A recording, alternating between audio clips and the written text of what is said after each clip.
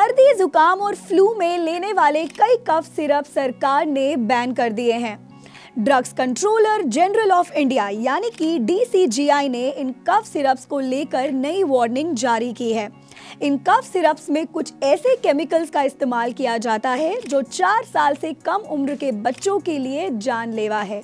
Hello everyone, मैं हूं नवमी और आप देख रहे हैं अनकट। DCGI ने 18 दिसंबर को सभी स्टेट्स और यूनियन टेरिटरीज को एक लेटर लिखा जिसमें उन्होंने ये वार्निंग दी है कि केमिकल्स क्लोरफेनिरामाइन मेलेट और फिनाइलफ्राइन के कॉम्बिनेशन का इस्तेमाल करके बनाए गए सिरप्स को 4 साल से कम उम्र के बच्चों को नहीं दिया जा सकता। और ये भी कहा कि इन सिरप की पैकेजिंग पर लेबलिंग भी इसी मुताबिक करी जाए। बेसिकली इन दोनों केमिकल्स के कॉम्बिनेशन से बने कफ सिरप या टैबलेट्स का इस्तेमाल कॉमन कफ एंड कोल्ड के इलाज के लिए किया जाता है और इस कॉम्बिनेशन से बने सिरप के इस्तेमाल से ग्लोबली 141 बच्चों की डेथ हुई है और इसीलिए सभी ड्रग कंपनीज को ये निर्देश दिए गए हैं कि जल्द से जल्द इन दोनों केमिकल्स के कॉम्बिनेशन से बने सिरप की लेबलिंग को अपडेट किया जाए।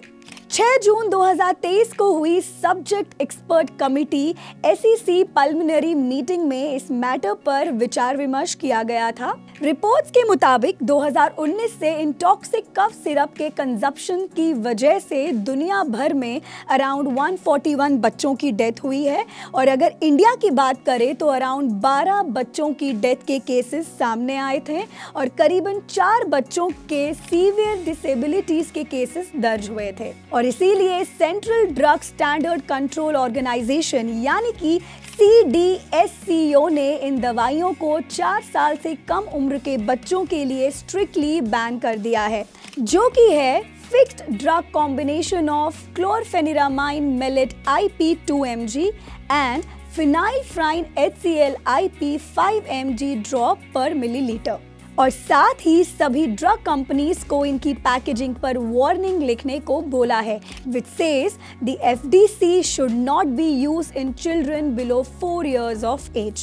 तो ऐसे में अब ये बहुत ज़रूरी है कि अपने बच्चों को कॉमन कोल्ड एंड फ्लू के टाइम कोई भी मेडिसिन या सिरप देने से पहले आप अपने डॉक्टर से ज़रूर कंसल्ट करें। इस जानकारी को लेकर आपकी जो भी राय है हमें कमेंट्स में ज़रूर बताएं और देखते रहें अनकट।